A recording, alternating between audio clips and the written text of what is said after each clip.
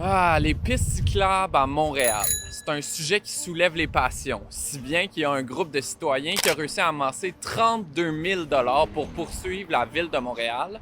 Et leur objectif, c'est d'intenter une action en justice en affirmant que certains projets de pistes cyclables nuisent à la qualité de vie des résidents. Je suis sur la rue Curbs, c'est une des zones ciblées par la coalition Démocratie Montréal. Selon Marc Pérez, ça c'est l'un des directeurs de la coalition, l'aménagement ici a entraîné la suppression de plus de 260 places de stationnement. C'est un coup dur, dit-on, pour les résidents et les commerçants du secteur. En entrevue avec Nouveau Info, la coalition insiste. Elle n'est pas contre les pistes cyclables en soi, mais plutôt contre la manière dont elles sont implantées.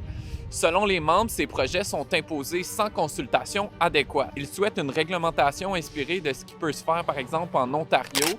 D'ailleurs, en octobre dernier, le premier ministre Doug Ford annonçait son intention de supprimer des pistes cyclables sur les grandes artères, affirmant que ces pistes cyclables-là, elles paralysent la circulation automobile. De son côté, la Ville de Montréal défend ses projets.